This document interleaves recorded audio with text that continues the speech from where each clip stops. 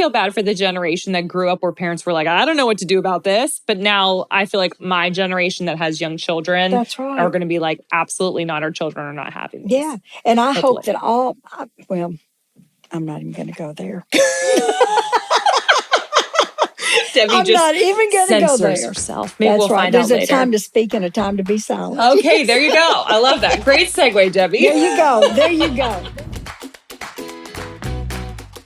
Well, hey there, Debbie. Well, hey, Jenna. How's it going? I am doing good. How are you? I'm doing good. Thank you. How was your week?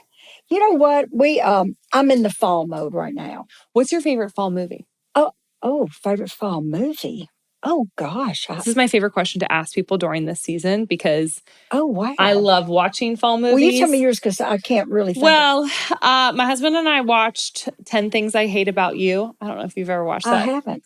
Well, it's not like, it's a PG-13 movie. It's not like the most kosher of movies, but it's like reminiscent on our childhood teen years when we were in that PG-13 era. Right. And it's like set in Washington State. And so, it's not really a fall movie, but it kind of is a fall movie. So we just recently watched that. We had like a slumber party in the living room. Okay. When the kids went to bed and we like put down like all of the like blankets and pillows and had some candles going. And, we don't go out all the time. It was fun. And we watched that movie. It reminded us of high school. Well, I love that. I'll have to think of, I guess I don't think of movies as in seasons, but they're Christmas movies. And so I've never thought about that. Yeah, like When Harry Met Sally. That was fun. Well, I will tell you a movie that happens a lot in the fall is You've Got Mail. Yes, that's the one. Yeah. That's a fall movie. The one with that precious little bookstore. Yes. Oh my gosh. Yes, New York City. It's there great. Central Park. Okay. So that's your favorite one. Okay, so you're in fall mode. Sorry, I didn't mean to interrupt. Well, no, that's all right. And so what that means for me, and I'll have to show you when you leave. I've decorated all out back. I've got pumpkins and mums everywhere. Oh, nice. We've already had 2 fire pit parties. Oh, I love it. And so we're having our community group this Sunday night. Nice. And we're going to do bratwurst on the grill and everybody's bringing sides. And so we'll sit around the fire. Then we'll do some more. So I'm in my happy place. Fall just brings life to me. Yeah. I feel like the mornings have been nice and crisp. So it's even though it's getting up to 80 still, it doesn't feel as bad no that humidity. it did. There's no humidity. Yeah, it just doesn't feel nearly as bad. Yeah. So I'm kind of with you. I like this is my like prime time season in Nashville. I really like it. The changing leaves are about to start. So I would think people that move to Nashville for the first time, because I was born and raised here. Yeah. So fall's always been a big deal. But for people that move here, I bet they love it because fall in Nashville is the best. Yeah. It's just beautiful. Well, have you been to fall though in New England? I've never been to New England. Well, they might fight you on that one. No, what I mean was for Nashville, fall is the best time. See, there's that literal thing. That's that literal thing. So fall is the best. We go to Gentry's Farm. Yeah, we're going there. Oh, it's wonderful. Yeah, we're going there next week as well. Yeah. So what about you? Well, I have officially moved in to my own office space, Debbie. Oh, wow. Because I think that my husband and I were going to kill each other. Okay. No, not really. It was more our Wi-Fi wasn't working properly. And so therefore I blamed it on my husband and I was going to kill him. And simultaneously he was going to kill me because he was frustrated that I was frustrated about the Wi-Fi. Yeah. Well, not only that, we've talked on a podcast in the past about how things changed when parents started working at home. Yeah. Used to, you went to work. Yes. And then things shifted after 2020. Yeah. And then all of a sudden you're working together, you're in the house together, you have kids. Yeah. It's a lot. Yes. I think that's a smart move. I'm really excited about it. It's like in a co-working space, but I have my own like individual office, which is great. It's in downtown Franklin. Oh, it is perfect. Wonderful. And I just, I'm starting to like decorate it a little bit into like the vibe that I want it to be so that I feel really secure. I got a lot of work done there too. Oh yeah. Which was good. And what I need separation between my work and my home. Right. So I'm trying to do a better job there. And then we saw each other at the factory. At the factory, which is, where we always live. What was interesting is I said, oh, you might have texted me, Debbie, but I have been trying to stay off my phone. Yes, you did So say this that. is like a new thing for me this week. We'll see if it happens 2 weeks from now, 3 weeks from now. I'll keep you guys posted. But I was listening to a podcast that was talking with the author who wrote a very common book that a lot of people are reading right now called The Anxious Generation. He talks about just like cell phone usage and all of that and how dangerous it is for young children, but also like for adults too and what it means. And so I was listening to some of his suggestions and I got myself an old school alarm clock. For my room, so the phone is not allowed to be in my room. I turn it on airplane mode. I leave it in the living room. I don't touch it when I get up. I don't touch it when I go to bed. Brent has asked that I also keep it in the car or at home if we're out in public, because I just have this tendency to check my email. It's not even scrolling even. It's just like this constant need to check my email and see if we're doing things. So when are you leaving your phone at home? Like when I saw you at the factory? Yeah, it was at home. Okay, so when you go out like with Brent and the kids, you just leave it at home? Yeah, because I'm too tempted. That's right. And if anyone needs me, that's right. Text my husband. That's it. I saw this thing last week and it was so sad, but very informative. Yeah. This photographer took all these black and white photos of people, like it would be you and I here. They don't actually have the phone in their hand, but it looks as though they do. And in all the pictures, like whatever they're doing, they're like this, and they're looking down. And it was, Jenna, it was very convicting. It was very convicting. You love that word. I do. But I mean, it was also scary and sad. Yeah. You know, that's what we look like all the time when we look out and see other people. Yeah. That there are people on their cell phones all the time, everywhere. Well, I didn't even think about that, like in the elevator. Like I just was in an elevator. I was on my phone, and the guy was on his phone, and I was like, I probably should have just said hi to him. Like, why was I on my phone? Yeah, we miss a lot. I don't want to miss so much anymore. That's it. And I do find myself already feeling less anxious. Good. I mean, 48 hours later of trying this, I feel less anxious. Good. I've had better sleep. My little little Fitbit thing here is telling me that I'm having better sleep. So, Jenna, for what it's worth. Little incremental things I'm trying. You know? Oh, yeah. You know, our pastor where we go to church wrote a book called The Digital Detox. Yeah. And our church every year goes on like a 6-week fast. Yeah. No, it's called the Digital Fast. Digital Fast, yeah. Mm-hmm. And we go on a fast, and every time I do that, I go, oh, this is wonderful. What do you do with your digital fast? Like, do you get off of, like, what do you do? I pretty much get off of it, except if somebody texts and it's an important text. I don't scroll. I don't do Instagram, any of that stuff when I'm doing it yet. And it's really telling. Of how much we use it. And Jenna, Well, I think about it. The guy just made the recommendation. The guy who wrote this book, I think his name's Jonathan Haidt. Haidt. I think that's his name. But he talks about how making your phone into a Swiss Army knife. Not a what's the casino? Oh my goodness. People are going to be driving. They're probably screaming into the phone. Are you having a senior moment? Yes, I'm having a postpartum moment, Debbie. What are the things? The slot machine, not a slot machine. Okay, like a slot machine. Oh, so make right now when we have our phones on these, like all the apps, the TikTok, he says TikTok's really bad. Snapchat's actually the worst. And then you have like all the, Instagram, they're all bad. They're like slot machines. Oh, wow. That's how much they're intended to, how addictive they are. They're slot machines. But if you make your phone like how the phone, even the iPhone was originally, it had what, like a flashlight, the camera, like a Swiss Army knife. It had the maps direction, and then you had like Apple Music or whatever. Yeah, and so and then that. text, obviously, to phone call. Yeah, but now it has like everything on it. Just make it basic. Basic. I'm just feeling inspired. We'll see how long it lasts. I think that's great that you're doing that. And I also heard recently there's a trend going on where parents are giving especially middle-aged kids, they're having, what do you call just the old phones? Landlines. Landlines. I'm into the vintage look of them. I've seen them. Like the Princess phone and stuff. Yes, they're so fun. But that they're taking away these smartphones. Which is smart.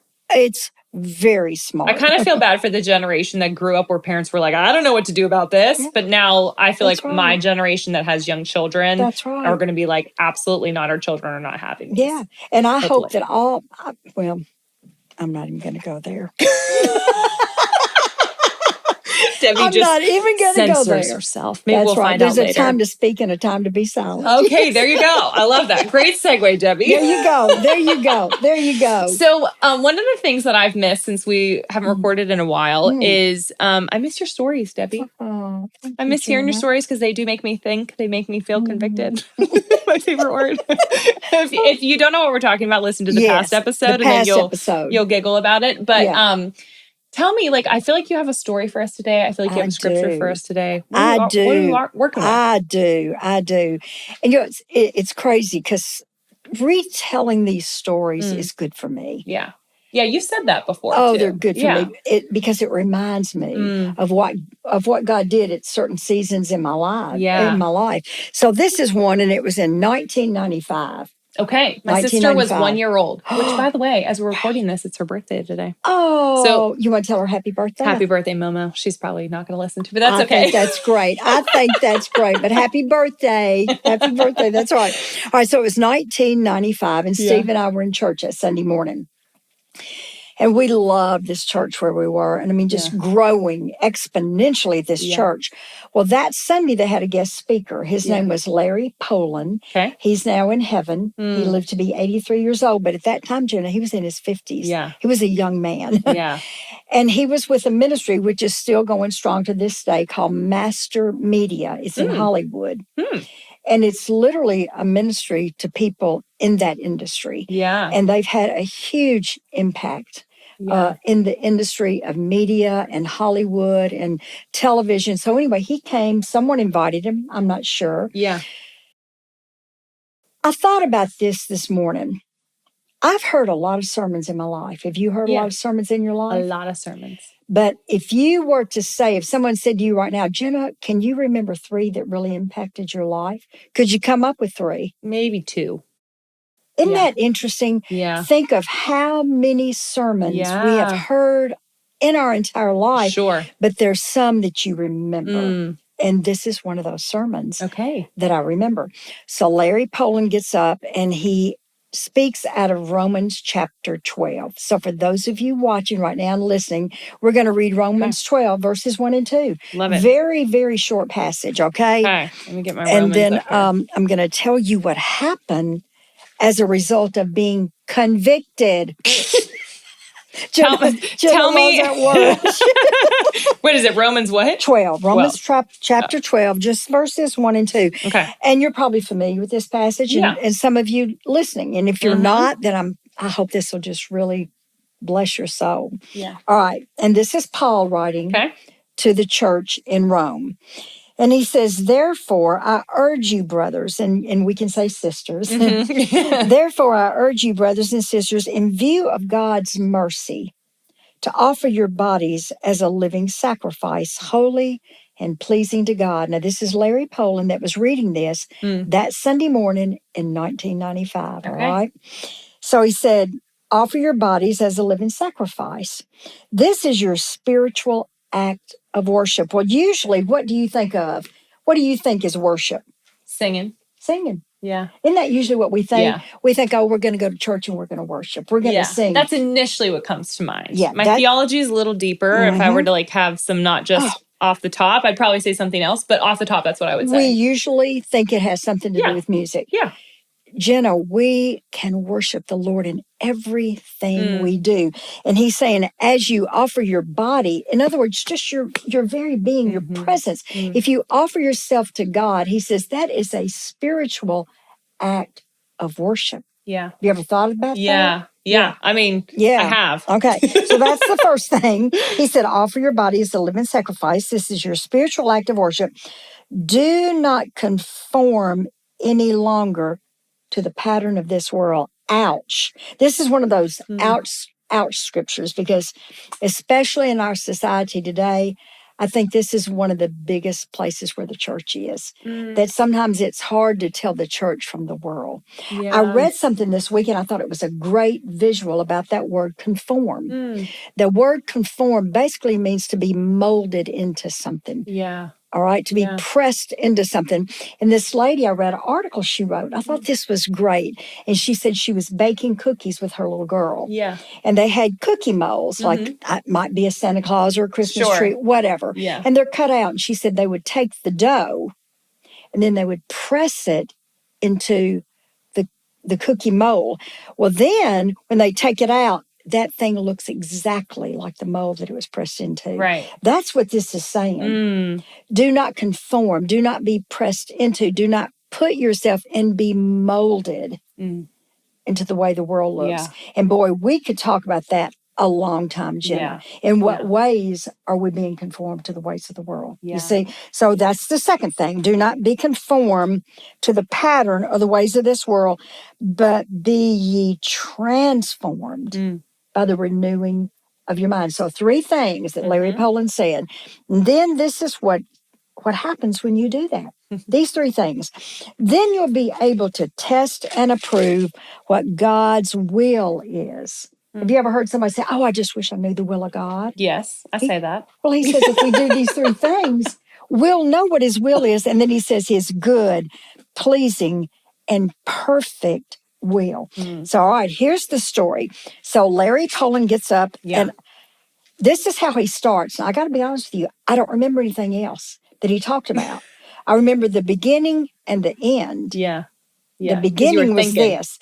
And so his whole sermon was on how do we know the will of God? Right. So we're sitting here listening and we're getting convicted. So at the end, this is what he says.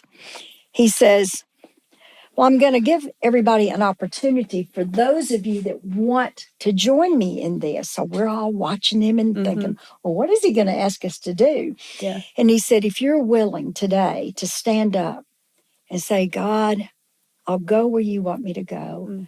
I'll do what you want me to do. Then I'm going to ask you to stand on your feet.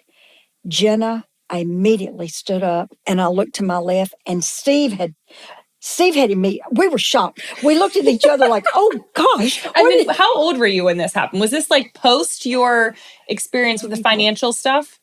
Yes, this is okay. Yeah. This was like another one of the, pre. It was pre. No, this is pre. I'm sorry. Okay. So we were in our late 30s. Okay. I'm just trying to track 40s. Where I'm at, where you were at. Oh, yeah. This is before we lost our businesses or anything. Okay. Right? Okay. So we both stood up on our feet immediately without even knowing the other one was going to do it. And we looked at each other like, oh, mercy. What did we just... But a lot of people stood up. A lot of people stood up. So we get home. I kid you not. We get home and we took it serious. We went, okay, Lord, we have said that we'll go where you want us to go. We'll do what you want us to do. You know, the 6th chapter of Isaiah, that's the whole chapter of when Isaiah says he saw the Lord high and lifted up and he saw the holiness of God. And he said, the train of his robe filled the temple. And what's interesting about that whole passage, Jenna, is at first, Isaiah is giving all the woes to all the people. He's calling out their sin. Interesting. But then he sees the Lord high and lifted up. Yeah, and I don't know that scripture very well. Go home and read it. For those of you that hadn't read Isaiah chapter 6. Okay. Powerful, powerful. So it says that he literally saw the Lord seated on the throne while he was in the temple. And he said that the train of his robe, think about this, the train of God's robe filled the entire temple. Yeah. And then Isaiah says to himself, he says, woe is me. He said, for I'm a man of unclean lips, and I have seen the Lord. Well, after that, after he sees the holiness of God, he says, the Lord says, who will go for us, and whom shall I send? And Isaiah says, here am I, Lord, send me. Yeah. So in essence, that's what Steve and I did. We said, here we are, Lord, send us. Jenna, we put our house up for sale. That's what I'm telling you. We literally I do not know that story. We literally said, here am I, Lord, send me. We stood up, we took it seriously, and we'll go where you want us to go. And there's another story attached to that, but I'm not going to share it today. But it has something to do. Leave us hanging the cliffhanger. Debbie. Oh. So we put our house up for sale.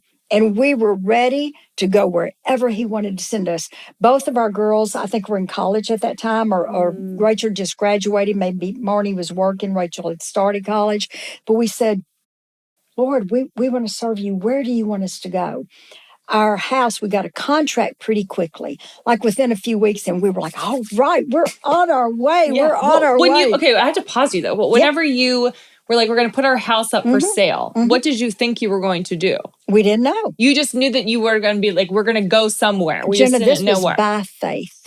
I mean, this is some gumption here. You know, we've talked about what it means to walk by faith. Yeah. That was one of those times. By faith, we said, we're putting our house up for sale. Yeah. Here we are. Send us, not knowing where we would go. Yeah. All right. Wow. So we got a contract and we went, all right, this is happening. And then we're saying, well, Lord, what are we going to do? Well, about 2 to 3 weeks after that, our realtor called. And the people obviously were having marital problems. Oh. So they decided they were going to get a divorce and they pulled the contract. Well, that's interesting. Buy a house when you're in the midst Maybe they thought that was going to help the marriage. I was going to say, like a baby's not going to help a marriage, and then buying the a house is going to buy. So everything was like, wow. Jenna, nobody was coming after that to look at the house. It was like, Lord, what is going on? Yeah. You know, don't we question him sometimes? Oh, totally. Lord, what is going on? Yeah, I said that I would do everything, and I just we'll go where you want us to go. We'll do what you want us to do. The house we thought sold, and now nothing. You know, crickets. Nothing is happening. So while this is happening, while I'm waiting, while Steve is waiting, and we're still thinking, what in the world is going on? There was a young woman in my life. I had known her since she was 12 years old. Yeah. She lived next door to me when we lived in Memphis. And she was a single mom living in Oklahoma at that time. And so I decided to give her a call one day while I'm waiting to see if the house is going to sell. Yeah. Are you tracking with me, Jenna? I'm tracking. I'm here. Right. So I called her. Well, about 15 minutes into this phone conversation, I could tell something was going on with her. Yeah. Number one, she was very manic. I think that's the best way to describe it. Like, I never said a word. She just talked nonstop from the minute she answered the phone. And so finally, after about 30 minutes, no kidding, her name was Teresa. And I just said, hey, Teresa, I said, what's going on with you? Well, she just burst into tears and started crying.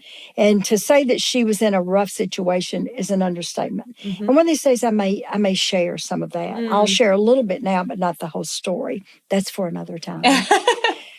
So I said to her, I said, hey, why don't you just fly out to Nashville, come stay with us for a week, bring the baby. We'd never seen this little baby. Yeah. And this little baby's now 30 years old, by the way. Wow. But we'd never seen her. I said, just come for a week-long vacation. It sounds like you need some rest. Yeah. And I said, Steve's going to be out of town for about 4 days. It'll be perfect. Yeah. So she said, well, I think I'll do that. Yeah. So she loads the baby up. I can still see going to the airport and picking them up because she didn't know it was going to be that cold here. This is before you had a weather channel on your phone. And it was freezing outside. Yeah. And I literally went and bought a little zip-up baby bunting for the baby. Yeah. Because she didn't have something like that. The baby would have frozen to death. Yeah.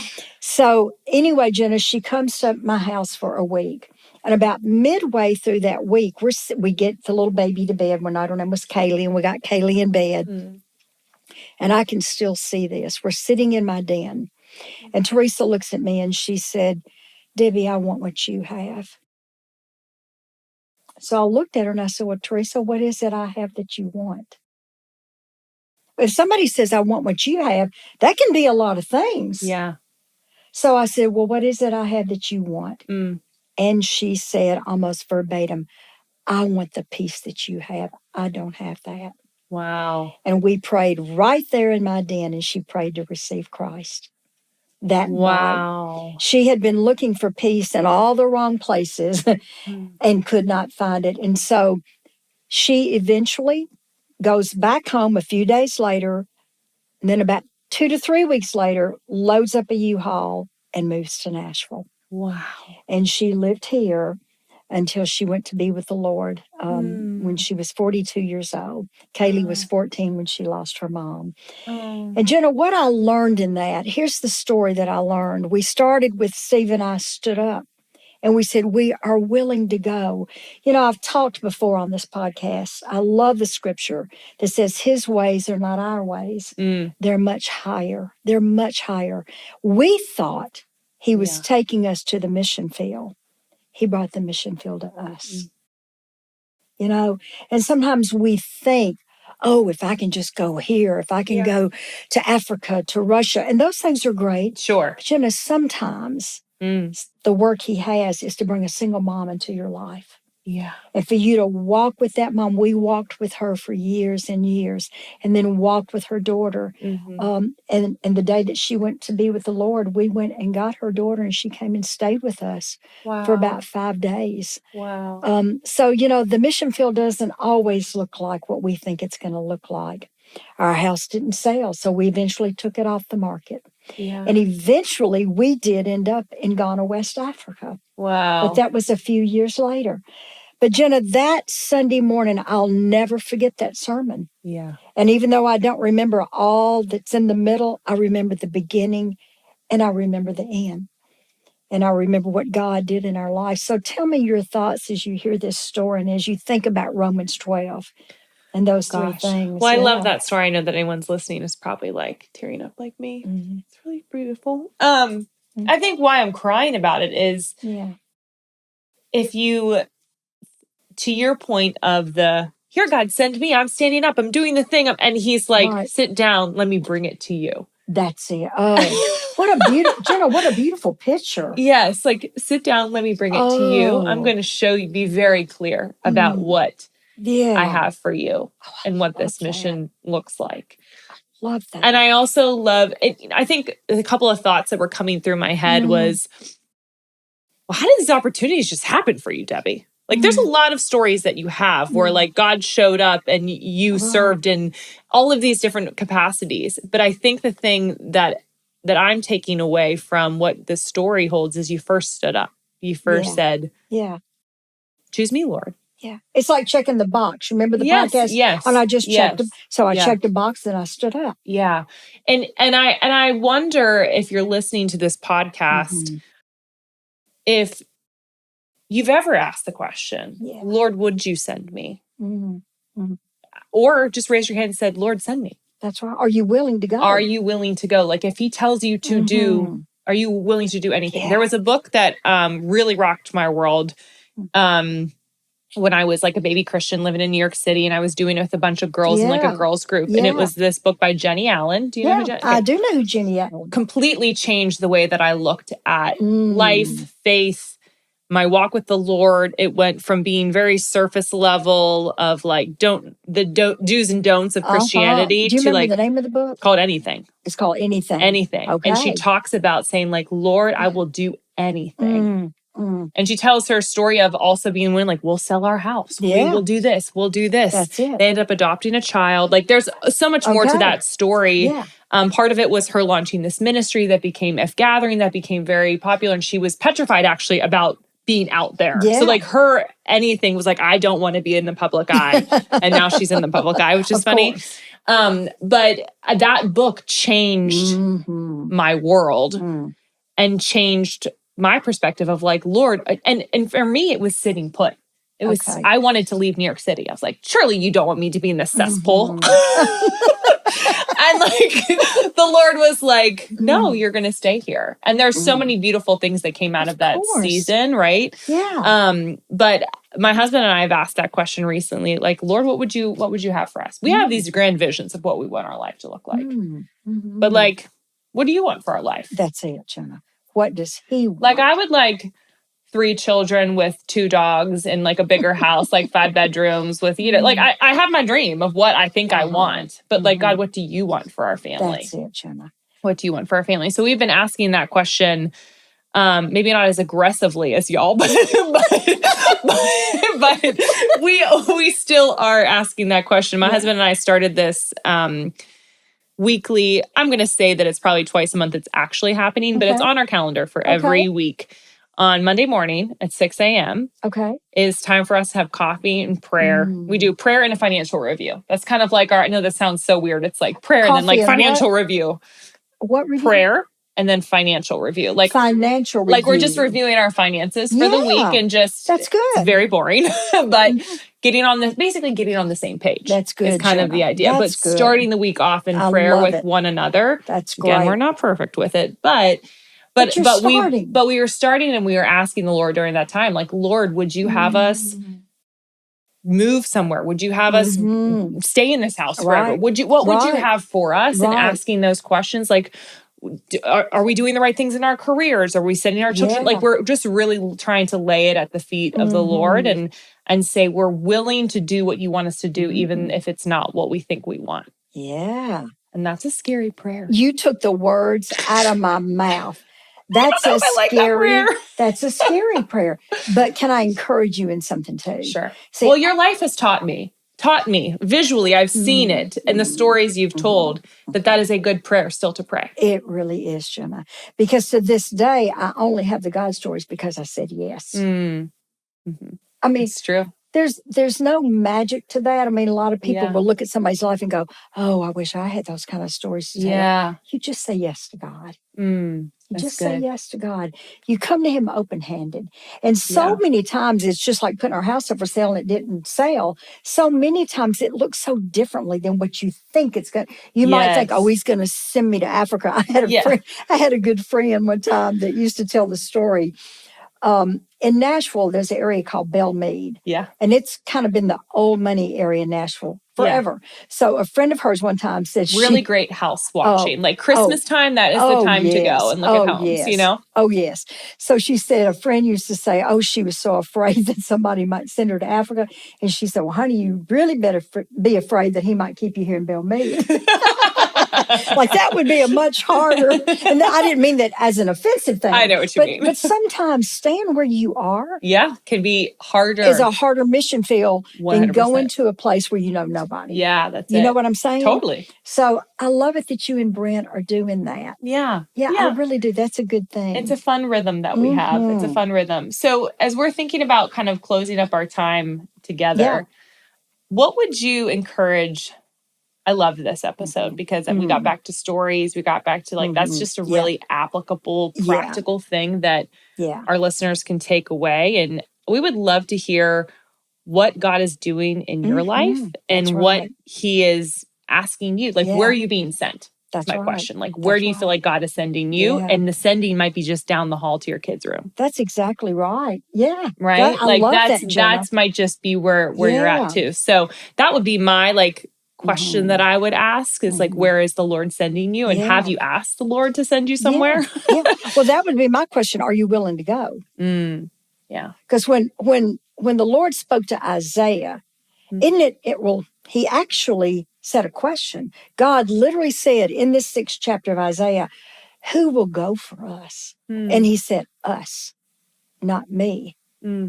Which she's talking about the Father, the Son, and the Spirit. Yeah. He said, who will go for us and whom shall I send? Isaiah could have said, not me. Yeah. Pass. I'll take the next one. Yes. And think about this. We now have the entire book of Isaiah because he said yes. Yeah. It's saying yes, Jenna. You know, and so that's my question. If the Lord is saying right now, who will go for us and whom shall I send? Would you be willing to say yes? Yeah, that's good, Debbie. And trust him with it. I love it. I love it. This is a really good episode. Yeah. I'm going to have to re-listen to it and have my husband listen to it too. I think it's just such a great story. But we will see you next week on another episode of My Southern Godmother.